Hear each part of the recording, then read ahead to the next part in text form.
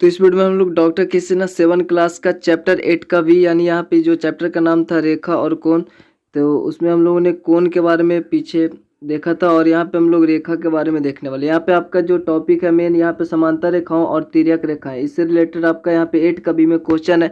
तो सबसे पहले हम लोग इसका बेसिक देखेंगे। इससे पहले अगर चैनल पर नया है तो चलो सब्सक्राइब करके बेल आइकन प्रेस कर दें ताकि आने वाली वीडियो की नोटिफिकेशन सबसे पहले आप तक पहुँच जाए।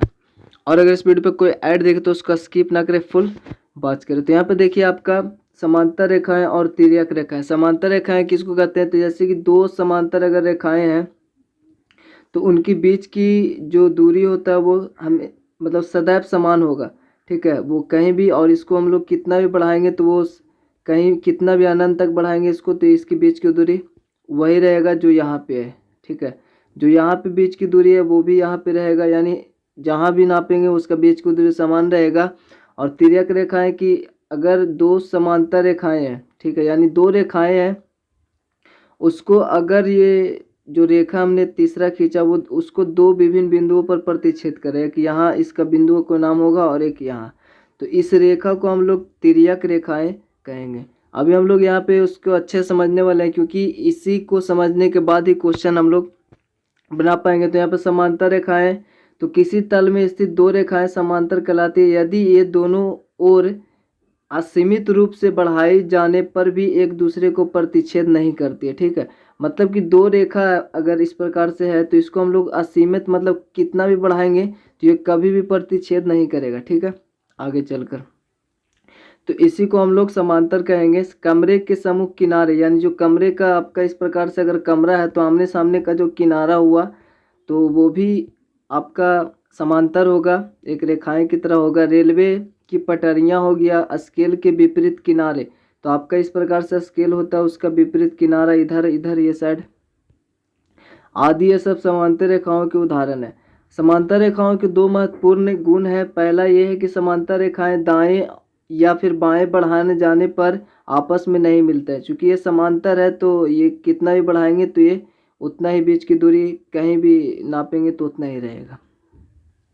और सेकंड नंबर आपका, यदि दो रेखाएं समांतर हो तो उनके बीच की लंबी दूरी सदैव समान होती रहती है। उसका लंबिक दूरी सदैव समान रहेगा, कहीं भी आप नापेंगे तो उतना ही रहेगा। तो इसका यदि पी क्यू और आर एस दो रेखाएं समांतर, ये पी क्यू है और ये आर एस है, तो ये दो समांतर रेखाएं हैं तो इनके पी क्यू और आर एस ये आपका बीच में पैरेलल का इस प्रकार से साइन होता है, तो इसके रूप में लिखते हैं इसको, ठीक है। ये समांतर है तो इसको हम इस रूप में लिखेंगे कि पी क्यू समानांतर है आर एस का, ठीक है।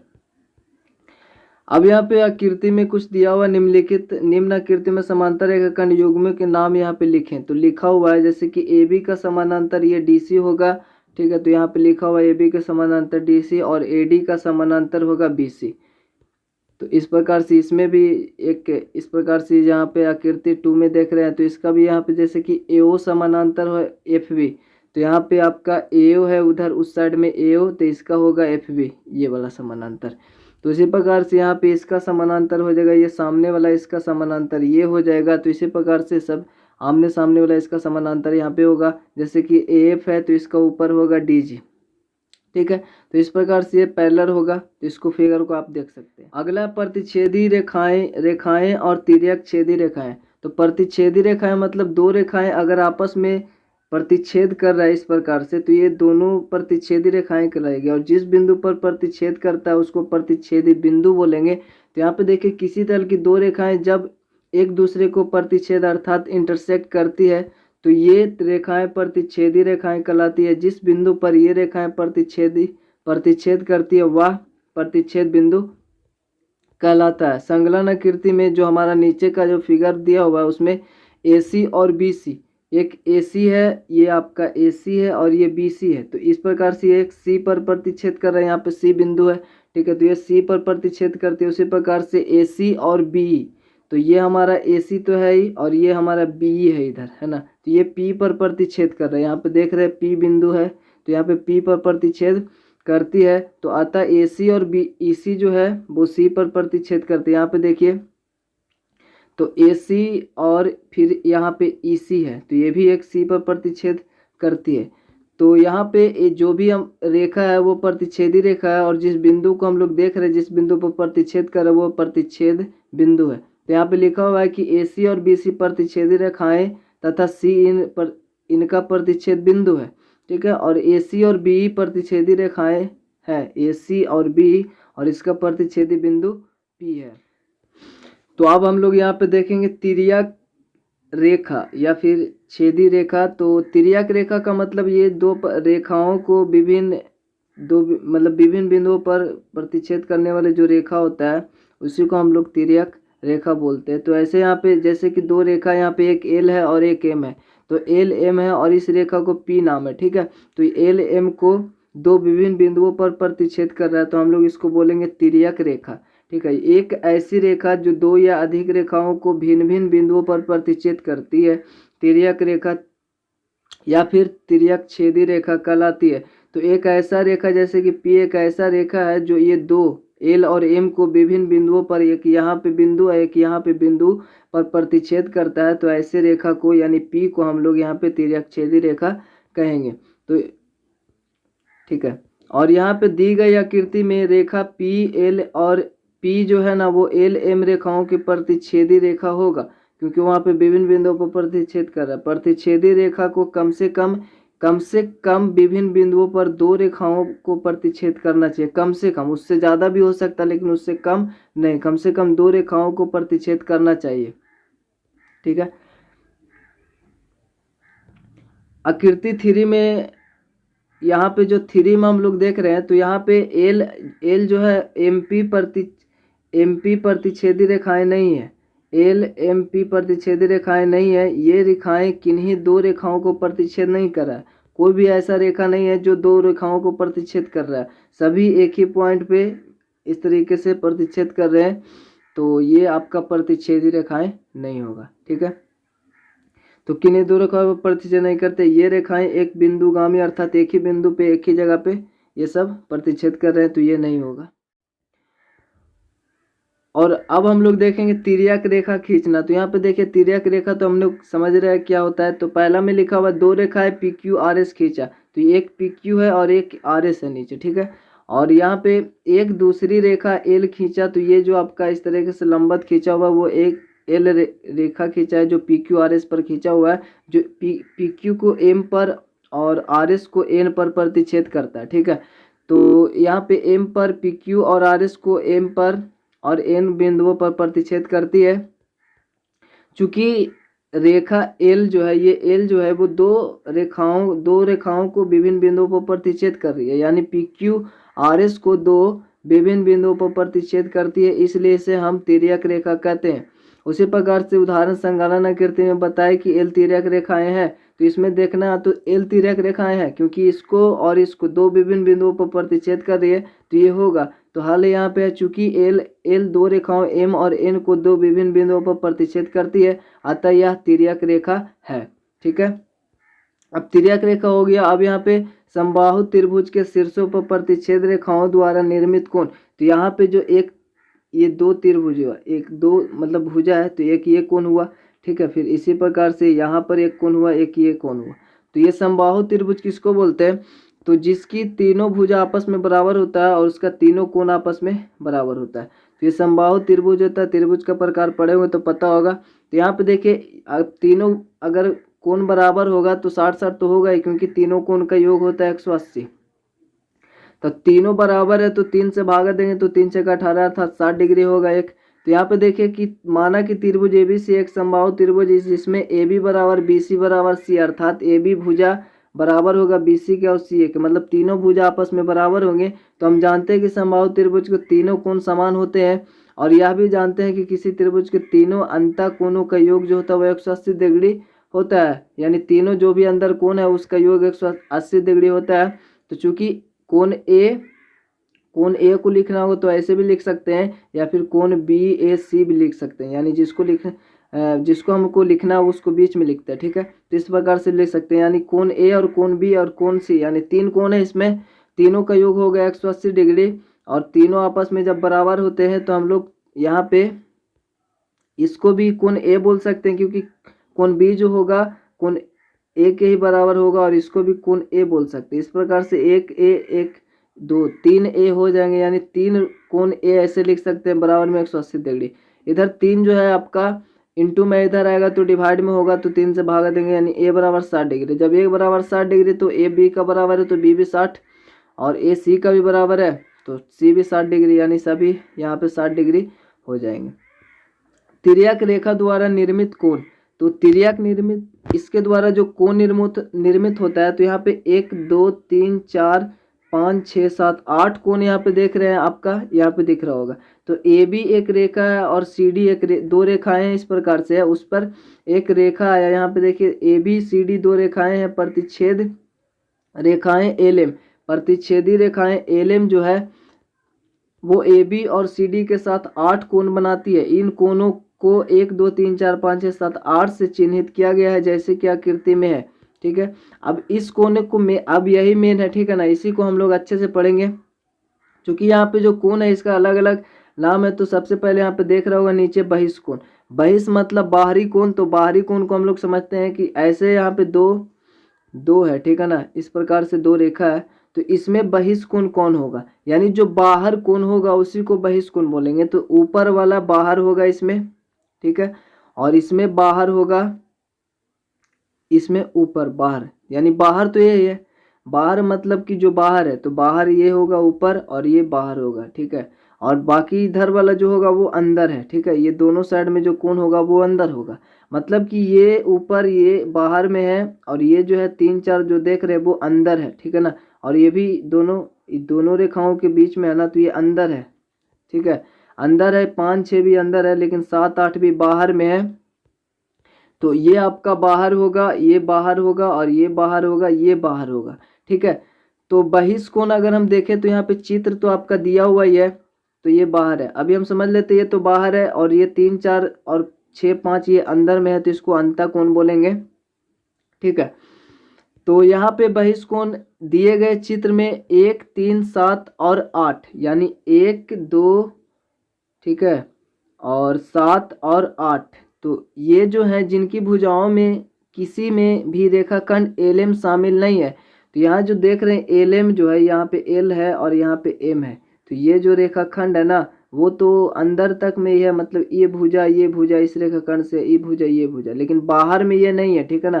तो इसमें ये शामिल नहीं है, बहिष्कोण है, ठीक है। तो ये बहिष्कोण है, ये जो बाहर है वो बहिष्कोण है। तो सिंपल सा बाहर है तो बहिष्कोण, ऐसा हम लोग समझ सकते हैं। तो जो बाहर में है हमारा बहिष्कोण होता है, तो ये हो गया, ठीक है। मतलब कि यहाँ पे हमने देखा कि 1 और 2, तो ये 7 और 8 ये सभी आपस में बहिष्कोण है, ठीक है ना।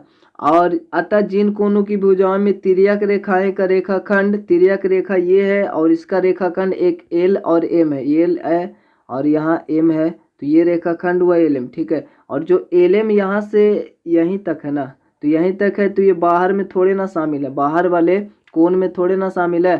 तो दो रेखाओं ए बी और सी डी को काटने से बना है। तो यहाँ पे क्या बोला कि भुजाओं में तिर्यक रेखाएं का रेखाखंड, यानी जो ये एल एम है वो रेखाखंड है तिर्यक का, जो दो रेखाओं ए बी, यानी ये जो ए बी रेखाएं और सी डी जो रेखाएं को काटने से बना है, सम्मिलित नहीं है। ये दोनों एल एम जो है वो सम्मिलित नहीं है बाह्य कोण में, तो ये बहिष्कोण कहलाता है। तो बहिष्कोण हो गया, यानी जो बाहर है वो बहिष्कोण होगा, आपको ऐसा दिमाग में रखना है। अंतःकोण मतलब जो अंदर में था, इधर ये साइड में अंदर में बना था, ठीक है ना।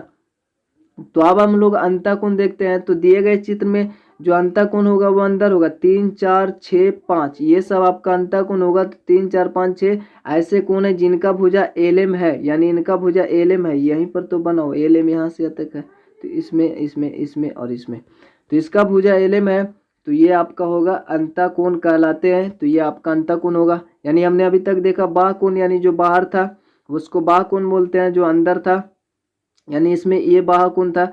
इस रेखा में बाह्य कोण ये ऊपर वाले थे और जो दूसरा रेखा था उसमें बाह्य कोण ये नीचे वाला होगा, ठीक है ना। और अंदर हो जाएगा ये वाला और अंदर हो जाएगा ये वाला, यानी ये अंदर हो गया ये बाहर हो गया, तो ये बाह्य कोण, ये दोनों अंतःकोण हुआ, ठीक है। तो अंतःकोण भी हो गया।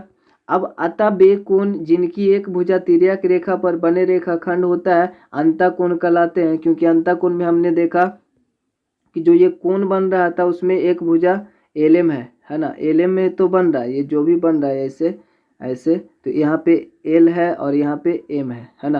तो ये रेखाखंड इसमें शामिल है, लेकिन जो बाह्य कोण था बाह्य कोण में नहीं था शामिल, ठीक है ना, बाह्य कोण में नहीं था, ये इधर बन रहा है, बाह्य कोण में नहीं था ये। अब ये अंतर बाहर तो हो गया। अब हम लोग देखेंगे संगत कोण किसको बोलेंगे। तो संगत का मतलब एक ही स्थान पे जो कोण हो, जैसे कि हमने ये दो रेखा तो दिया हुआ था वहां पे, तो एक ही स्थान पे मतलब या इसका संगत जो होगा तो इसका संगत हो जाएगा ये यहाँ पे, ठीक है। और अगर हम लोग इसका संगत देखें तो इसका संगत हो जाएगा ये, ठीक है। संगत का मतलब वही स्थान पे, इसको अच्छे से हम लोग समझते हैं। तो जैसे कि यहाँ पे दो रेखा देख रहे हैं, तो एक रेखा आया ऊपर से इस तरीके से आया, ठीक है। तो यहाँ पे इसका बाहर यानी इस भुजा इस रेखा का बाहर तो यही होगा, यही स्थान है। तो इस रेखा का सेम स्थान, इसका जो स्थान है इस रेखा का भी तो यही स्थान होगा ना। तो ये दोनों आपस में संगत हुए, ठीक है, संगत कोण होंगे क्योंकि एक ही स्थान पे है। इसका संगत ये होगा, ये कोण होगा। और अगर इसका संगत हम लोग अगर देखेंगे तो इस रेखा का ये नीचे है तो इस रेखा का भी नीचे वाला ये होगा, तो ये संगत है, मतलब एक ही स्थान पे है, ठीक है। तो यहाँ पे देखिए संगत कोण निम्नाकृतियों का ध्यान पूर्वक अवलोकन करें तो यहाँ पे 2 का संगत कोण होगा, 2 का संगत यहाँ पे 6 है, ठीक है, 6 होगा क्योंकि इस यहाँ से ऊपर आया इसमें 2, तो इस रेखा में ऊपर ये होगा, ठीक है, यहाँ से ये क्रॉस किया तो ऊपर ये होगा। तो इसका यहाँ पे 2 है, यहाँ पे 6 है, तो ये दोनों आपस में संगत हुए, ठीक है। उसी प्रकार से इसमें अगर हम लोग देखें तो एक इधर है तो इसका संगत ये होगा 5, ठीक है, एक ही स्थान पे इसका स्थान और ये स्थान, ठीक है, दोनों का सेम है, उस रेखा का ऊपर और इस रेखा का भी ऊपर, ठीक है। तो दोनों सेम स्थान पे है तो ये संगत कोण हो गया। ठीक उसी प्रकार से इस रेखा का नीचे तो इस रेखा का भी नीचे, ठीक है, एक ही ओर है, अलग इधर उधर तिरछा नहीं, एक ही ओर, दोनों एक ही तरफ में है। इस रेखा का नीचे तो इस रेखा का भी नीचे, तो ये हो गया संगत कोण। इस रेखा का नीचे तो इस रेखा का नीचे, इस साइड में तो इस साइड में, ठीक है।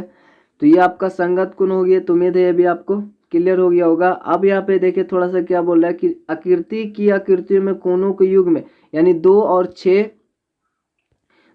6 एक युग्म है संगत कोण का, 1 और 5 एक युग्म है संगत कोण का, और 3 और 7 युग्म है संगत कोण का, और इसी प्रकार से 4 और 8 भी ये युग्म है संगत कोण का। में से प्रत्येक युग्म के 2 कोणों की एक भुजा तिर्यक रेखा के एक ही ओर है, ठीक है, यानी कि तिर्यक रेखा के जो भी है वो एक ही ओर है, यानी इसी ओर दोनों रहेंगे, ठीक है। अगर इस ओर होंगे तो इसी ओर दोनों रहेंगे, तिर्यक रेखा के एक ही ओर स्थित होंगे, ये संगत कोण कहलाते हैं। अतः जिस कोण का युग्म के दोनों कोणों की एक भुजा तिर्यक रेखा के एक ही ओर स्थित होती है और दूसरी रेखा स्वयं तिर्यक रेखा के एक ही दिशा में होती है उसे संगत कोण कहते हैं, ठीक है। अब हम लोग बाहरी कोण देखे, बहिष्ठ कोण, अंतःकोण देखे और हमने संगत कोण देखा, ठीक है। अब हम लोग देखेंगे एकांतर कोण चौथा में। तो एकांतर कोण का मतलब होता है, एक कांतर का मतलब अंतर, यानी एक साइड इधर होगा तो एक साइड इधर होगा, ठीक है, इस टाइप से होगा एकांतर कोण। अब अंतःकोण का, अंतःकोण हमको पता है, अंतःकोण का मतलब जो रेखा होता है उसके अंदर में होना चाहिए, अंदर में होना चाहिए, ठीक है। तो अंदर में होगा, लेकिन एकांतर है मतलब कि तिरछा होगा, एक कोण इस साइड होगा तो एक कोण इस साइड होगा। अंत है तो ये अंदर में ही होगा, ठीक है, क्योंकि अंदर तो इधर ही होता है ना, तो अंदर में ही होगा। तो एकांतर अंतःकोण मतलब एकांतर का मतलब तिरछा होता है, अंतर का मतलब अंदर वाले। अब एकांतर बहिष्ठ कोण भी होता है, तो बहिष्ठ कोण का मतलब होता है बाहर वाले कोण। तो बाहर वाले में एकांतर, अगर इसका बहिष्ठ कोण तो ये हुआ, इसका एकांतर हो जाएगा इधर, ठीक है, एक लेफ्ट होगा तो एक राइट होगा, और बहिष्ठ कोण बोल रहा है तो बाहर वाले कोण में होगा, ठीक है। अंत में था तो हम लोग अंत्य कोण में देखे थे इस टाइप से। तो एकांतर अंतःकोण एक कोण युग्म जिसमें कोण की एक एक भुजा तिर्यक रेखा खंड एलएम जो हम लोग देख रहे हैं एलएम होती है और दूसरी भुजा तिर्यक रेखा के विपरीत ओर स्थित होती है, एकांतर अंतःकोण कहलाते हैं। दी गई आकृति में 3 और 5 यानी ये जो हम लोग देख रहे हैं 3 और 5 इधर ये अंतर, चूंकि एकांतर अंतःकोण है तो अंदर वाले कोण में ही होगा। तो अंतर एक 3 है और ये 5 है, ये तिरछा तिरछी है तो ये आपका एकांतर कोण होगा। उसी प्रकार से 4 और 6 ये भी अंतःकोण है, ये भी अंतःकोण है, लेकिन तिरछा तिरछे है तो अंतः एकांतर कोण होगी। इस प्रकार से एक और कोण होता है अंत में एक ही तरफ के कोण, अगर इधर है तो ये भी इधर ही रहेगा, तो इसको हम लोग बोलेंगे अंत एक ही ओर कोण, यानी एक ही ओर स्थित अंत कोण, और इस दोनों का योग जो होता है वो होता है 180 डिग्री। तो ये आपको याद रखना है, ठीक है, क्योंकि यहाँ पे हो सकता है लिखा हुआ ना हो, तो याद रखिएगा कि एक ही ओर स्थित अंत कोण का जो योग होता है वो 180 डिग्री होता है, और इससे भी क्वेश्चन आपको देखने को मिलेगा। और यहाँ पे हम लोग इतना समझ लें, यहाँ पे देख लिए अंत कोण, यहाँ पे 4 था तो यहाँ पे 6 था, यहाँ पे 3 था तो यहाँ पे 5 था, ठीक है ना। तो एकांतर कोण हो गया अंत कोण, और ये आपस में बराबर रहेंगे, अभी इसको आगे देखेंगे। और अब हमारा ये पांचवा है एकांतर बहिष्कोण। बहिष्कोण का मतलब जो बाहर वाले कोण थे, ठीक है, बाहर वाले, इस रेखा में बाहर वाले ये थे ऊपर, ठीक है, इसमें भी ऊपर, तो बाहर वाले, और अंदर वाले मतलब जो अंदर थे। तो एकांतर बहिष्कोण, एकांतर का मतलब तिरछा तिरछी होगा, ठीक है, वह कोण युग्म जिसके प्रत्येक कोण की एक भुजा तिर्यक रेखा के विपरीत दिशा में स्थित होती है और जिसमें रेखाखंड एलएम शामिल नहीं होता, क्योंकि बहिष्कोण में हमने पीछे भी देखा था कि एलएम शामिल नहीं होता है और अंतःकोण में एलएम शामिल होता है, ये अंदर में एलएम खाली शामिल है, ठीक है, बाहर में नहीं होता है, शामिल नहीं रहता है, एकांतर बहिष्कोण कहलाता है। कीर्ति यहाँ पे देखे तो 2 और 8, चूंकि बहिष्कोण की बात हो तो बाहर, अब एकांतर है तो इसका तिरछा, तो बहिष्कोण इधर, तो ये ऊपर वाले होंगे, तो इसका उल्टा यहाँ पे होगा इधर, ठीक है, विपरीत दिशा में, अर्थात एक इधर है तो एक इधर होंगे, तो ये आपका एकांतर बहिष्कोण हो गया। अगर इसका हम लोग देखेंगे तो इधर होगा, ठीक है, इधर 1 है तो इसका 7 होगा, तो ये एकांतर बहिष्कोण भी हम लोग यहाँ पे कुछ है नहीं, ठीक है, इसलिए यहाँ पे समझ गए होंगे। अब यहाँ पे उदाहरण में निम्नांकित आकृतियों में से प्रत्येक में ए बी और सी डी पर एल एक तिर्यक है। यहाँ पे ए बी और एक सी डी दो रेखाएं हैं जिस पर तिर्यक रेखा जो है वो ये है, क्योंकि इसको दो विभिन्न बिंदुओं पर प्रतिच्छेद कर रहा है आर, और यहाँ पे कोई बिंदु का नाम नहीं है, ठीक है ना, लेकिन यहाँ पे एक 8 कोण, यहाँ पे 1 2 और यहाँ पे 6 5 ऐसे 8 7, फिलहाल यहाँ पे बोल क्या रहा है कि निम्नलिखित आकृतियों में से प्रत्येक में ए बी और सी डी और तिर्यक है, ठीक है। यहाँ पे हम लोग फिर से रिवीजन थोड़ा सा कर लेते हैं इसको देखकर। तो हमने पहले पढ़ा था बहिष्कोण, तो जो बाहर में कोण है, ठीक है, बाहर में ये है और ये है, ठीक है, तो ये सब 1 2 और यहाँ पे 4 3 बहिष्कोण हो गए। एक था हमारा अंदर वाले कोण, तो अंतःकोण 1 5 6 और 8 7, ये जो है आपका अंतःकोण हो गए। और हमने पढ़ा फिर संगत कोण, तो संगत कोण मतलब एक ही स्थान पे हो, इस रेखा के ऊपर तो इस रेखा के भी ऊपर, यानी 2 और 8 यहाँ पे होंगे, ठीक है, संगत। और उसी प्रकार से अगर 6 का संगत देखें तो इस कोण का नीचे है ना, इस भुजा का नीचे, तो इस भुजा का नीचे 4 होता है, और ये एक ही ओर होना चाहिए, ठीक है, तो ये होता संगत हमने पढ़ा। फिर पढ़ा एकांतर, तो एकांतर अंतःकोण ने मतलब कि जो तिरछा तिरछी होता है, अंतःकोण में खाली अंदर वाला ये है, और एकांतर का मतलब एक विपरीत होना चाहिए, एक इधर है तो एक इधर होना चाहिए, तो ये अंत एकांतर कोण हो गया।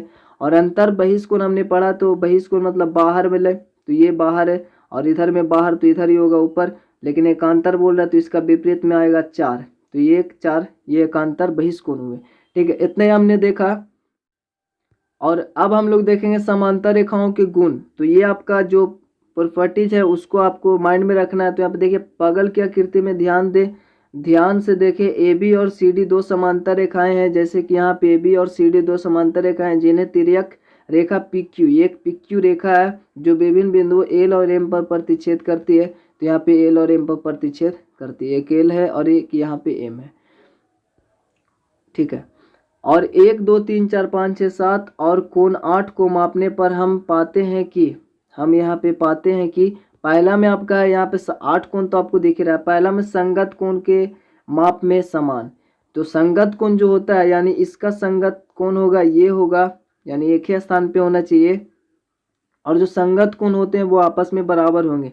संगत कोण का कोण में माप में समान होता है, अर्थात 1 बराबर होगा 5, तो 1 का संगत तो यही होगा, ठीक है। 2 का संगत बराबर 6, यानी 2 का संगत ये होगा 6, और 7 3 का होगा 7, तो 3 का आपका संगत कोण ये एक इस रेखा का नीचे, तो इस रेखा का नीचे 7 होगा, तो 3 और 7। उसी प्रकार से 4 और 8, तो 4 और 8 ये संगत होंगे, आपस में बराबर होता है, तो ये युग्म को आप ध्यान में रखिए, ये संगत कोण के युग्म है, ठीक है ना। ये दोनों युग्म का मतलब जोड़ा होता है, तो ये जोड़े में है। अब दूसरा है एकांतर कोण, तो एकांतर कोण भी माप में समान ही होता है। एकांतर कोण मतलब ये एक इसका एकांतर हो जाएगा ये बाहर वाले ना, तो ये एकांतर बहिष्कोण हुए, तो ये दोनों आपस में समान हो गए। अगर अंतर में भी देखें तो इसका एकांतर हो जाएगा ये 4 का 6, तो ये भी समान हो गए। तो एकांतर कोण भी समान माप में समान होते, जैसे 3 का 5, तो 3 का हो जाएगा ये 5, क्योंकि अंतर है तो ये भी अंतर ही होना चाहिए। और यहाँ पे 4 का हो जाएगा 6, तो 4 का हो जाएगा 6, ये हो जाएगा इस तरह। 3 5 और 4 6 एकांतर कोण के युग्म है और ये आपस में समान होंगे। और तीसरा में अंतः कोण का जो योग होता है वो 180 डिग्री होता है, तो ये भी याद रखें। जो अंतः कोण होते हैं तो अंदर में जो भी कोण है ना, क्योंकि ये एक लाइन है, इस पर टोटली कोण जो होता है 180 डिग्री का ही होगा टोटल, ठीक है। तो अंतः कोण का जो योग होगा ये भी टोटल 180 डिग्री होगा, अंतः कोण का योग 180 डिग्री होता है।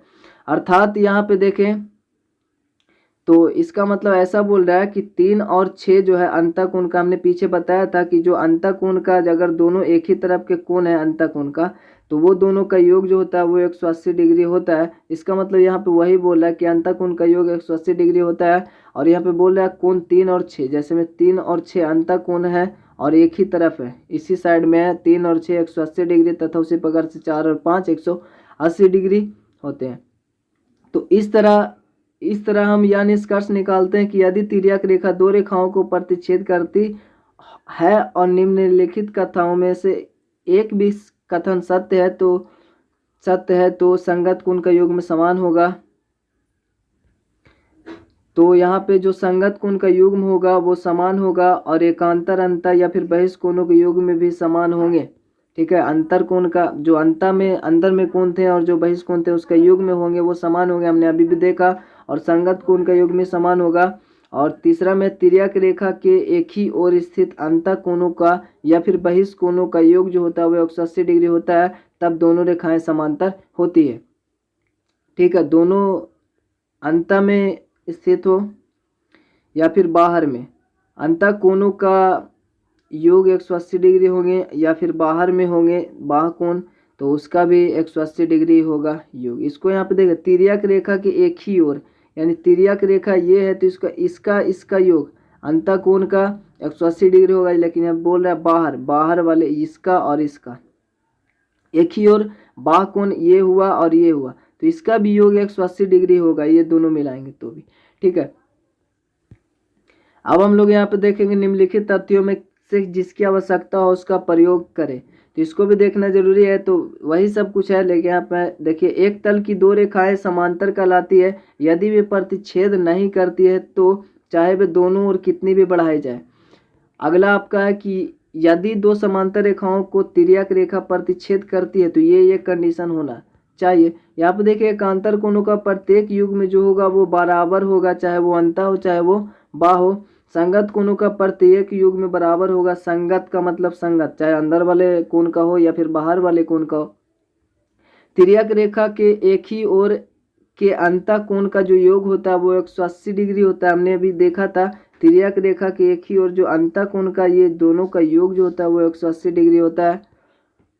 रेखाएं समांतर होती है यदि उनकी कोई तिर्यक रेखा इस प्रकार प्रतिच्छेद करे कि, तो रेखाएं समानांतर होगी यदि कोई तिर्यक रेखा इस प्रकार यहाँ पे दिया हुआ है कि पहला में एकांतर अंतः कोण का एक युग्म आपस में बराबर हो।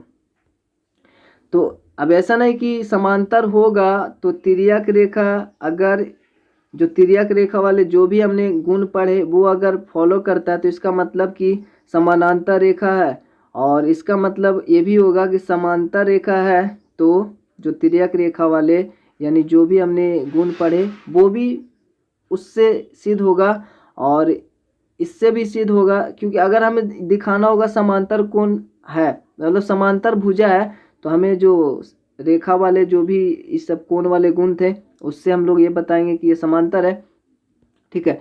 या फिर हमें दिखाना होगा कि अगर इसका जो कोण है वो आपस में जो भी गुण पड़ा था उसको दिखाना होगा, तो हम लोग ये दिखाएंगे कि ये आपस में समांतर है। तो इसका मतलब यही है कि रेखाएं समांतर होती है यदि उनकी कोई तिर्यक रेखा इस प्रकार से प्रतिच्छेद करे। एकांतर अंतःकोण का एक युग्म आपस में बराबर हो, तो इसका मतलब हम समझ जाएंगे कि वहाँ पे समांतर रेखा भी है। ठीक है, एकांतर मतलब तिरछा तिरछी जो होता है और अंतःकोण का युग्म आपस में बराबर हो। ठीक है, अंदर वाले कोण का तिरछा तिरछी जो होता है, ठीक है, हमने देखा। और संगत कोण का युग्म आपस में बराबर। संगत का मतलब वही स्थान पे दोनों कोण होने चाहिए, यानी इस रेखा का ऊपर वाले तो इस रेखा का भी ऊपर वाले, ठीक है, नीचे वाले तो नीचे वाले। और तीसरा में तिर्यक रेखा के एक ही ओर के अंतःकोणों का योग जो होता है वो 180 डिग्री होता है। तो ये भी हमने देखा कि जो तिर्यक रेखा के एक ही ओर अंतःकोण का जो योग होगा वो 180 डिग्री होंगे। ये आपको याद रखना है। और पहला दूसरा तीसरा में से किसी एक का सत्य होना अनिवार्य है, यानी पर्याप्त है ये साबित करने के लिए कि वो जो रेखा है वो समांतर है। चौथा में है कि दो समांतर रेखाओं के बीच की दूरी अचर होती है, अर्थात समान होती है। दो रेखाओं समांतर रेखाओं के बीच चाहे यहाँ पे नापे चाहे यहाँ पे चाहे यहाँ पे सभी जगह पे समान होती है। दो रेखाएं जो अपनी ही तल की किसी एक रेखा के समानांतर हो एक दूसरे के बीच समान होती है। ठीक है, यानी दो रेखाएं जो अपने ही तल की किसी एक रेखा के, यानी अपने ही तल का मतलब तल मतलब समझते हैं कि जैसे कि हम यहाँ पे एक रेखा है तो दूसरा भी उसी तल में होना चाहिए, ना तो उसके बाहर थोड़ा सा ना तो उसके अंदर, एकदम उसी तल में होना चाहिए। ठीक है, ऐसा नहीं कि हम एक यहाँ पे लिखें और एक हमारा एक, जैसे कि हम यहाँ पे अभी जहाँ पे स्क्रीन रिकॉर्डिंग कर रहे हैं यहाँ पे लिख रहे हैं, तो ऐसा नहीं कि एक बाहर में रेखा होगा तो वो नहीं, एक ही तल में होना चाहिए। ठीक है, तो ये एक ही तल में जो समांतर रेखाएं होती है, ये तल किसी दी हुई अन्य रेखा के ये समानांतर है एक दूसरे के, रेखा के समानांतर हो तो वो एक दूसरे के भी समानांतर होते हैं। ठीक है, और 6 में है कि एक तल में दो रेखाएं जो उसी तल की किसी दी हुई अन्य रेखा पर लंब हो एक दूसरे के समानांतर होती है। जैसे इस प्रकार से अगर कोई रेखा होगा तो उसमें अगर इस प्रकार से अगर कोई लंब है तो ये भी दोनों तो समानांतर ही है। ठीक है, तो ऐसा होगा। और अब हम लोग 8 का बी का क्वेश्चन सोल्व करेंगे। तो यहाँ पे देखिए वीडियो तो लंबा हो ही जाएगा, लेकिन वीडियो को आप लोग स्किप ना करें, इसको फुल वॉच करके लाइक कमेंट शेयर कर दें।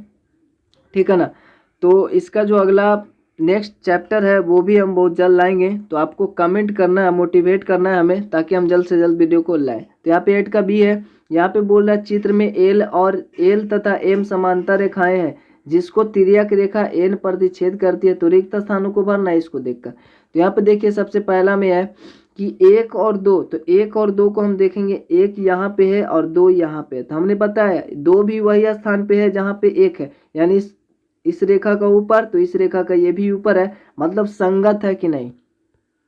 तो 1 और 2 जो होंगे संगत कोण हो गए, यहाँ पे फील होगा संगत कोण के युग्म है, तो संगत कोण के युग्म यहाँ पे संगत हो जाएगा। दूसरा में अगर 8 और 5 को देखें तो इस रेखा का नीचे में है तो इस रेखा का 5 नीचे में है, मतलब ये भी एक ही ओर तो है, तो ये भी संगत है कि नहीं, तो ये भी संगत कोण के युग्म है। तीसरा में है 7 और 4, 7 यहाँ पे और 4 यहाँ पे, मतलब विपरीत दिशा में है, मतलब एकांतर है। तो एकांतर तो ठीक है, लेकिन दोनों कोण जो है वो अंदर है ना, रेखा का अंदर है। ठीक है, इस तरफ से अंदर है। ठीक है, अंदर में है, इसका मतलब एकांतर अंतःकोण का युग्म होगा ये 7 और 4, तो एकांतर अंतःकोण का युग्म होगा। ठीक है, तो यहाँ पे एकांतर अंतःकोण भराएगा, अंतः खाली होगा, कोण तो लिखा हुआ ही है। चौथा में 7वां में 7 कोण 7 और कोण 1, तो कोण 7 और कोण 1, तो ये हम लोग देख रहे हैं संगत वंगत तो थोड़ी है, इसका संगत तो ये हो जाएगा ना 6 ना, लेकिन ये है एक ही और अंतःकोण। ठीक है, एक ही और अंतःकोण है और इसका योग जो होता है वो 180 डिग्री होता है। तो यहाँ पे कोण 1 7 और 1 तिर्यक रेखा एन की एक ही ओर के अंतःकोण है। ठीक है, यहाँ पे अंतः हो जाएगा, अंतःकोण है, चूंकि एक ही ओर के अंतःकोण है तो ये अंतःकोण होगा। उसी प्रकार से 8 और 4 भी जो वही बात है कि तिर्यक रेखा एन के एक ओर के अंतःकोण है, ये भी 8 और 4 भी तो एक ही ओर है, लेकिन ये भी अंतःकोण ही है। ठीक है ना, ये भी अंतःकोण ही है। अगर पूछता है डिग्री तो बताते योग होता है 180 डिग्री। ठीक है, अब इसका हम लोग यहाँ पे 6 नंबर में 3 और 4, तो 3 और 4 देखते, 3 यहाँ पे 4 यहाँ पे, यानी वही स्थान पे, सेम ही स्थान पे है कि नहीं, तो ये आपका संगत हो जाएगा, 3 और 4 संगत कोण के युग्म है। ठीक है, अब सेकेंड नंबर क्वेश्चन यहाँ पे देखते हैं। तो सेकेंड नंबर ये सभी ये तो फिल करने वाला तो ये आसानी से हो जाएगा। दूसरा में दिए गए चित्र में एक्स का वैल्यू निकालना, तो यहाँ पे सिंपली आपको जिस तरीके से क्वेश्चन नंबर लिखकर सोल्व करना है, और सिंपली आप देख रहे हैं ये आपका एकांतर कोण होता है बराबर होता है। हमने पता है कि अगर ये 130 डिग्री है तो ये भी 130 डिग्री होगा, क्योंकि ये भी अंदर में एकांतर है। तो आपको सोल्व लिखने के बाद x बराबर भी 130 डिग्री लिख देना, और ब्रैकेट में लिख देना एकांतर अंतःकोण से। ठीक है, या फिर पहले भी लिख देंगे कि हम जानते हैं कि एकांतर अंतःकोण का युग्म बराबर होता है, उसके बाद में लिख देंगे x बराबर 180, x बराबर 130 डिग्री। ठीक है, तो इस प्रकार से भी लिख सकते हैं, या फिर x बराबर 130 डिग्री लिखने के बाद ब्रैकेट में लिख दें कि एकांतर अंतःकोण से। ठीक, अब यहाँ पे तीसरा में दिए गए चित्र में m तथा n समांतर रेखाएं हैं। m और n जो है वो समांतर रेखाएं हैं और उनके बीच की दूरी 5.6 सेंटीमीटर। अब इसकी बीच की दूरी जो है वो 5.6 सेंटीमीटर है, तो PQ की लंबाई कितना होगा, तो PQ भी उतना ही होगा ना। तो इससे सोल्व लिखना है, आपको पहले लिख देना है या फिर डायरेक्ट लिख देना है कि PQ बराबर 5.6 सेंटीमीटर। कारण लिख दें कि क्योंकि दो समांतर रेखाओं की बीच की दूरी सदैव समान होती है। ठीक है, बस इतना ही। अब चौथा नंबर क्वेश्चन में हम लोग देखें तो दो समांतर रेखाओं के बीच की दूरी सदैव, तो यहाँ पे समान रहती है या फिर अचर होती है। अचर का मतलब होता है कि फिक्स होता है। ठीक है ना। AB और CD समांतर है, AB और CD समांतर है, तो प्रत्येक में x तथा y का मान निकालना है। तो यहाँ पे इजीली हम लोग निकाल लेंगे, चूंकि यहाँ पे देखिए y का एकांतर हुआ, ये y और 70 एकांतर युग्म है कि नहीं अंतःकोण का। तो अगर ये 70 डिग्री है तो ये भी 70 डिग्री होगा, y बराबर भी 70 डिग्री होगा। ठीक है, y बराबर 70 डिग्री होगा। अब अगर y 70 है तो x भी 70 होगा। सम्मुख कोण हमने पढ़ा भी था पीछे, अगर उसको अगर नहीं भी ध्यान दे तो यहाँ पे देखिए x 70 डिग्री है तो x भी 70 डिग्री होगा संगत कोण से। संगत कोण मतलब ये भी वही स्थान पे है, ये भी वही स्थान पे है ना, एक ही ओर है, इधर साइड दोनों है, और संगत कोण से ये भी 70 हो जाएगा, तो ये भी 70 डिग्री हो जाएगा। ठीक है, और x का वैल्यू यहाँ पे कैसे निकालेंगे, तो ये आपका देखिए 120 डिग्री है और ये आपका x है। तो हमने बताया था अंतःकोण है और ये भी अंतःकोण है, और दोनों एक ही ओर अंतःकोण होते हैं, तो उस दोनों का योग जो है वो 180 डिग्री होता है। तो 180 डिग्री जब दोनों का योग होता है, मतलब कि अगर ये 120 डिग्री है तो ये 60 डिग्री होगा कि नहीं, ताकि दोनों का योग 180 डिग्री होगा। या फिर दोनों का योग 180 डिग्री है, उसमें से 120 घटाएंगे तो भी 60 डिग्री आएगा। तो x का वैल्यू हमको पता हो जाएगा। जैसे देखिए 120 और प्लस s दोनों अंतःकोण है ना, तो दोनों का योग तो 180 डिग्री होते हैं। इधर प्लस में इधर आएगा तो माइनस में होगा, 180 में से 120 घटेगा तो x बराबर 60 ही तो आएगा। तो x बराबर आपका 60 डिग्री यहाँ पे हो जाएगा। अब रह गया y की बात, तो y जो है एकांतर है x का, है ना, अंतः एकांतर कोण है कि नहीं, दोनों अंदर वाले भुज कोण है और साथ में दोनों विपरीत दिशा में, तो ये अगर 60 आया तो y भी 60 ही डिग्री होगा। ठीक है, अब हम लोग 6 नंबर क्वेश्चन यहाँ पे देखेंगे। तो देखिए यहाँ पे क्या कर रहा है कि दी गई आकृति में m पैरेलल है n का। ठीक है, अर्थात m ये रेखा है और n यानी दोनों समानांतर है, इसका मतलब ये है, तथा m और n के बीच की दूरी जो है AB बराबर 5 है। यदि AB बराबर 5 सेंटीमीटर है तो सभी CD और तथा EF का मान निकालना है। तो सिंपल आपको सोल्व तो उसी प्रकार से लिखना है, और चूंकि हम लोग जानते हैं सभी जगह समान दूरी होगा तो हमको लिखना है AB बराबर CD होगा कि नहीं, क्योंकि सभी जगह सेम है तो AB जितना होगा उतना CD होगा और उतना ही EF होगा। और हम जानते हैं टोटल कितना है, जब AB 5 है तो ये भी 5 हो जाएगा, ये भी 5 हो जाएगा, तो टोटल 5 सेंटीमीटर लिख देंगे। सिंपल, बस इसमें कुछ नहीं करना, इतना ऐसे लिख देना है। आप चाहे तो अलग अलग भी लिख सकते हैं, CD बराबर 5 सेंटीमीटर होगा, 5 सेंटीमीटर, चूँकि AB बराबर CD, ऐसे ऐसे अलग अलग लिख सकते हैं। फिर EF बराबर भी 5 सेंटीमीटर लिख सकते हैं ऐसे, क्योंकि EF भी है जो AB बराबर ही है। ठीक है, तो इस प्रकार से भी लिख सकते हैं, लेकिन डायरेक्टली इसको ऐसे कोई है नहीं, इसमें कुछ है थोड़ी मैथ में। अब हम लोग देखते हैं अगला वस्तुनिष्ठ प्रश्न। तो यदि किसी चतुर्भुज की सम्मुख भुजाएं समांतर हो तथा प्रत्येक कोण समकोण हो, लेकिन चारों भुजें आपस में बराबर ना हो, तो उस चतुर्भुज को उपयुक्त नाम क्या होगा? तो देखिए, अब चतुर्भुज की सम्मुख भुजा मतलब आमने सामने की भुजा, जितना बड़ा ये है जितना बड़ा ये होगा, फिर इसका जितना बड़ा है उतना बड़ा ये होगा, ठीक है। तथा प्रत्येक कोण समकोण मतलब ये 90 डिग्री होगा, ठीक है, 90 डिग्री होगा। तो लेकिन चारों भुजें आपस में तो बराबर है नहीं, सिर्फ सामना सामनी भुजा बराबर है। तो उस चतुर्भुज का उपयुक्त नाम जो होगा वो आयत होगा, क्योंकि आयत का आमने सामने की भुजा बराबर होती है और सभी सब कोण जो होते हैं समकोण होता है, तो इसका आयत तो हो जाएगा। लेकिन 8वां नंबर क्वेश्चन में बोला यदि किसी समांतर चतुर्भुज की आसन भुजाएं बराबर हो, तो उस चतुर्भुज का उपयुक्त नाम है।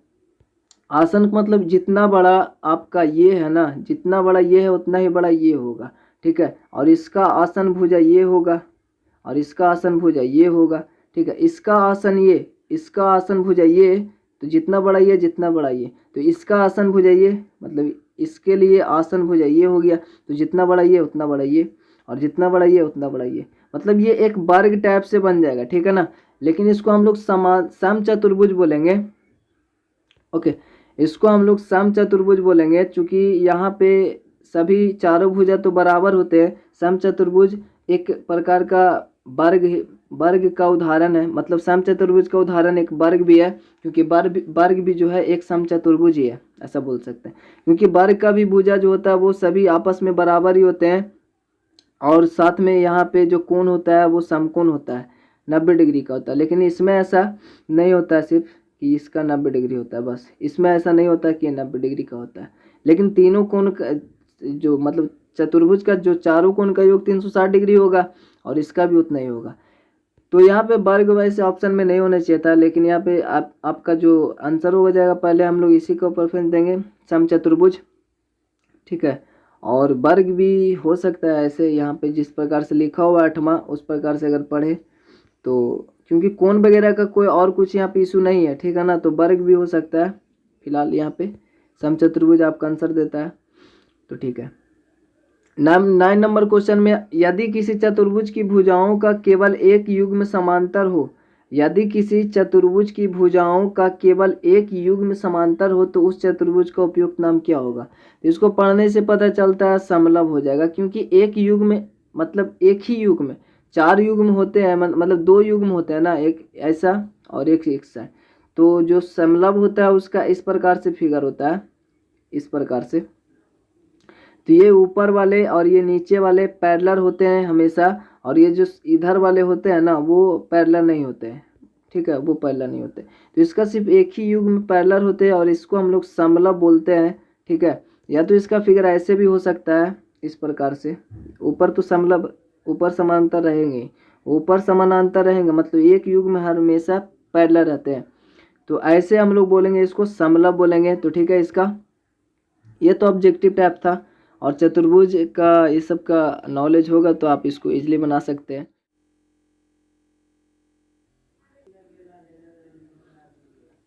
तो अब हम लोग लघुत्तरीय प्रश्न देखेंगे। तो यहाँ पे देखिए 10 नंबर क्वेश्चन में दिए गए चित्र में BC और PQ, BC जो है और PQ जो है वो समानांतर है, यानी पैरेलल का बीच में साइन लगा हुआ है, तो ठीक है पैरेलल है। तो x बाई जेड का मान ज्ञात करना है, तो x बाई जेड का हम लोग वैल्यू कैसे निकालेंगे? तो यहाँ पे देखिए सबसे पहले बाई यहाँ पे, जेड यहाँ पे, x यहाँ पे, आप पहले यहाँ पे मान लगाएं। तो समानांतर है, चूंकि ये 60 है तो ये भी 60 होगा, एकांतर कोण से, एकांतर अंतःकोण से भी 60 होगा, ठीक है ना। और जब ये 60 हो गया तो ये 60 हो गया। अब ये 100 है तो ये कितना होगा? 80 होगा कि नहीं? क्योंकि हमने पढ़ा है कि एकांतर मतलब एकांतर तो नहीं है, ये अंतःकोण और एक ही और अंतःकोण का जो योग होता है वो होता है 180 डिग्री, और ये अगर ये 100 डिग्री है तो ये आपका 80 डिग्री होगा कि नहीं, ठीक है। और हम लोग जानते हैं कि जो एक स्ट्रेट लाइन पे जो इस तरीके से जो कोण होता है वो टोटल 180 डिग्री होता है। और यहाँ पे हम लोग देख भी रहे, इस टोटली जो है ना इसको 3 खंड हुआ, तीन खंड, एक 60 डिग्री है और एक यहाँ पे 80 डिग्री पता हो गया, तो हम लोग को जेड भी पता हो जाएगा, क्योंकि टोटल जब 180 डिग्री होता है और उसमें से हम लोग को पता है एक 60 डिग्री है, एक 80 है और एक हमको निकालना है जेड, तो ये दोनों जोड़कर 180 में से घटा देंगे। जैसे कि हम लोग नीचे यहाँ पे देखते हैं, तो x बराबर 60 डिग्री एकांतर कोण से हो जाएगा कि नहीं, ये तो x बराबर 60 डिग्री हो जाएगा। और चूंकि एकांतर एक ही और अंतः कोण, यहाँ पे लिख भी सकते हैं एक ही और अंतः कोण का योग 180 डिग्री होता है, उसके बाद ये क्रिया भी कर सकते हैं। ठीक है, लिख लेंगे तो भी अच्छा होगा। तो यहाँ पे लिखेंगे सी, कोण जो सी है ना, कोण सी, ये वाला कोण सी और प्लस कोण बाई बराबर 180 डिग्री होगा, क्योंकि एक ये कोण और ये कोण एकांतर अंतः कोण एक ही और अंतः कोण है, एक ही और के अंतः कोण है, और इस दोनों का योग जो होता है वो 180 डिग्री होगा। और हमें पता है कि जो सी है, कोण सी 100 डिग्री है, तो सी का मान अगर 100 डिग्री रखेंगे इधर, तो उसको तो उधर ले जाना पड़ेगा, तो डायरेक्ट यहाँ पे इधर ले आए हैं, इधर आया तो माइनस में हो गया, तो 180 में से 100 घटेगा तो 80 डिग्री, यानी बाई बराबर भी हमको पता हो गया और एक्स बराबर भी पता हो गया। फिगर देख रहे हैं, एक्स बराबर भी पता, बाई बराबर भी पता। अब हमको जेड निकालना, तो हमको पता है इस टोटली जो इस तीन खंड है इसका और टोटल का जो होता है वो 180 डिग्री होता है। उसमें हमको एक पता है 60 है और एक पता है 80 है, तो हमको जेड निकालना है ना।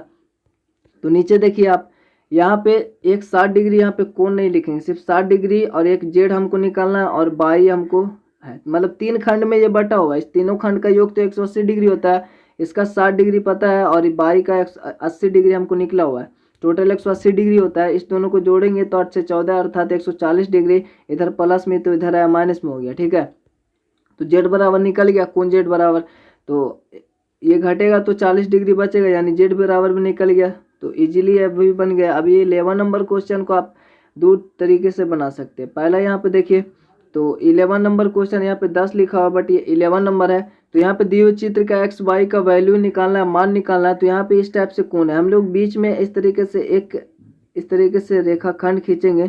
ठीक है, तो यहाँ पे एक समानांतर रेखा खींचेंगे, ठीक है ना, जो इसका भी पैरेलल होगा और इसके लिए भी पैरेलल होगा। तो यहाँ पे जो कोण बनेगा इस प्रकार से, जो यहाँ पे कोण बनेगा ना, यहाँ पे जो कोण बनेगा वो 45 डिग्री के बराबर होगा, चूंकि जो 45 डिग्री है ना वो और ये वाला कोण जो अभी देखें ये वाला, तो चूंकि एकांतर कोण से है और ये जो हम लोग टोटल देख रहे हैं ये टोटल x है, ठीक है ना, टोटल x है। और जब हम इस प्रकार से रेखा खींचे इस तरीके से, तो ये दो भाग में बट गया है। तो एक तो हमारे एकांतर कोण से यहाँ पे हो जाएगा 45 डिग्री ये वाला, और जो नीचे बचा ये वाला कोण वो कितना होगा, तो वो भी 30 डिग्री हो जाएगा ना, क्योंकि जब ये आपका 30 डिग्री है, ये वाला 30 डिग्री है, तो एकांतर कोण से वो भी 30 डिग्री हो जाएगा, क्योंकि जब ये दो पार्ट में बट गया, एक ये और एक ऊपर, तो ये तो हमारा जो होगा वो तो आपका 45 डिग्री हो गया एकांतर कोण से, और ये हो गया आपका 30 डिग्री एकांतर कोण से, क्योंकि इसका एकांतर है, इसका दोनों एकांतर हो गए। क्योंकि हम लोग को पता है कि जो समानांतर रेखा होता है, चूंकि ये दोनों तो समानांतर हैं, ये वाले और ये दोनों समानांतर हो गए, तो ये एकांतर कोण यहाँ पे तो होगा। और इस तरीके से ये दोनों समानांतर है आपस में, ये वाले, तो यहाँ पर भी एकांतर कोण होगा। ठीक है, तो इस प्रकार से हो जाएगा। चूंकि हम लोग यहाँ पे दो समांतर रेखाओं के बीच एक समानांतर रेखा खींचा, चलो खींच लिया, उसके बाद में एक्स वैल्यू निकालना, तो हम लोग को पता है जब समानांतर रेखा खींचेंगे तो यहाँ पे नीचे फिगर पा रहा हुआ, जब समानांतर रेखा खींचेंगे तो ये जो एक्स है वो दो पार्ट में बट गया। ठीक है, दो पार्ट में बट गया, तो एक तो ये 45 डिग्री हो गया एकांतर कोण से, और ये जो हो गया वो 30 डिग्री हो गया, इधर वाला 30 हो गया, ये 45 हो गया। अब ये टोटल एक्स है, मतलब 30 45 एक्स होगा, यानी 75 हो जाएगा ना। तो एक्स बराबर 45 डिग्री प्लस 30 डिग्री बराबर 75 डिग्री हो गया। अब हमको बाई निकालना है, तो चूंकि यहाँ पे देखिए, यहाँ पे तो एक्स है टोटल और ये टोटल बाई है। हम लोग को पता है एक गोल राउंडिंग जो इसका कोण होता है वो 360 डिग्री होता है टोटल, उसमें से हमको इतना दिया हुआ है, सपोज अगर इतना एक्स है, हमको पता है एक्स 75 डिग्री आया, तो 360 डिग्री में से 75 घटा देंगे तो ये बच जाएगा टोटल। ठीक है, तो वही करेंगे यहाँ पे, तो बाई प्लस एक्स बराबर 360 डिग्री, यानी इसका जो योग होगा टोटली 360 डिग्री होगा, जैसे कि ऊपर फिगर में भी देखकर आप समझ सकते हैं। हमारा एक्स का वैल्यू पता है 75 डिग्री होता है, तो एक्स का वैल्यू 75 डिग्री रख कर इसको इधर भेजेंगे तो इधर आ जाएगा माइनस में हो जाएगा, 360 में से 75 घटेगा तो 285 डिग्री होगा इसका। तो ये आंसर हो गया। आप इसको एक तरीके से और बना सकते हैं, तो यहाँ पे देखिए सबसे पहले आपको लिखना होगा माना इस प्रकार से। यहाँ पे तो चूंकि रेखा का भी नाम नहीं है और बीच में भी नाम नहीं है, ठीक है ना, लेकिन हम लोग ऐसे ही बना सकते हैं, माना ए बी और सी डी दो समांतर रेखाओं के बीच कोई बिंदु ओ है। यहाँ पे हम इसको बिंदु ओ मान लेंगे और ये ए बी सी डी ये रेखाएं मान लेंगे, ठीक है। तो हम लोग सोल्व करेंगे यहाँ पे, तो लिखेंगे ये तो लिखेंगे, फिर यहाँ पे ओ से एक रेखा ई एफ खींचा, यानी जो बिंदु ओ लिए उससे हम लोग एक रेखा ई एफ खींचेंगे और खींचा जो ए बी और सी डी को के समानांतर है, अर्थात ए बी और सी डी के समानांतर है, अर्थात इसका समानांतर है। और ये जो हमने खींचना वो यहाँ से खींचना है, इस प्रकार से खींचना है, ठीक है, ताकि यहाँ पे ये बी और ओ हो और यहाँ से इस तरीके से डी तक हो, ठीक है, ऐसे खींचना है, समझ रहे हैं, ऐसे खींचना है हमको। इस ये जो हमने यहाँ से खींचना तो ठीक रहता है, ऐसे इस प्रकार से होता है। तो ये जो कोण होता है एक एफ ओ और बी होता है, इस कोण को हम लोग बोलते हैं एफ ओ बी, ठीक है, जैसे कि इस कोण को हम लोग बोलते हैं एफ ओ बी। यहाँ से खींचते तो अब यहीं से खींचेंगे, हमने पेन से खींच दिया तो एक बार फिर नहीं मिटा रहे इसको। तो अब इतना लिखने के बाद में चूंकि हम देंगे कि ई एफ जो है ना, ई एफ समानांतर है ए बी का, जब ई एफ समानांतर है ए बी का जो, तो एफ ओ बी अर्थात ये वाला कोण एफ ओ बी जो होगा वो इसका अर्थात 45 डिग्री का बराबर होगा एकांतर कोण से। तो एफ ओ बी अर्थात ये वाला कोण जो होगा वो बराबर होगा, ये वाला जो कोण देख रहे हैं इधर, वो 45 डिग्री का बराबर होगा एकांतर कोण से। उसी प्रकार से चूंकि हम लोग यहाँ पे लिखेंगे कि ई एफ जो है ना, ई एफ वो पैरेलल है सी डी का, जब सी डी का पैरेलल है तो जो आपका ये देख रहे हैं एफ ओ डी, यहाँ से खींचते ना तो डी होता है एफ ओ डी। तो एफ ओ डी जो हमारा ये कोण है ना, यहाँ पे ये कोण वो 30 डिग्री के बराबर होगा, एकांतर कोण से होगा ना, क्योंकि एकांतर कोण है, तो एकांतर कोण से ये भी बराबर होगा 30 डिग्री के। और चूंकि जब ये 45 हो गया, ये 30 हो गया, तो x बराबर ये दोनों कोण का योग हुआ एफ ओ बी और एक एफ ओ डी, ठीक है, इधर एफ ओ बी और एक एफ ओ डी। इस दोनों का मान पता है तो 75 डिग्री हो जाएगा। और फिर हम लास्ट में जानते हैं दोनों का योग 360 डिग्री होगा, तो x का हमारा पता है, तो ये इधर आएगा माइनस में होगा, तो वही मतलब इस तरीके से भी बना सकते। उम्मीद करते हो इतना आपको क्लियर हो गया होगा। वीडियो बनाया तो वीडियो मतलब चैनल पर नया तो चैनल को सब्सक्राइब करके बेल आइकन प्रेस कर दे ताकि आने वाली वीडियो की नोटिफिकेशन सबसे पहले आप तक पहुंच जाए। और वीडियो को अगर लाइक नहीं किया तो लाइक कमेंट जरूर से कीजिएगा, अपने दोस्तों को शेयर कर दीजिएगा। चल मिलता है आपसे अगले वीडियो में, जय हिंद जय भारत।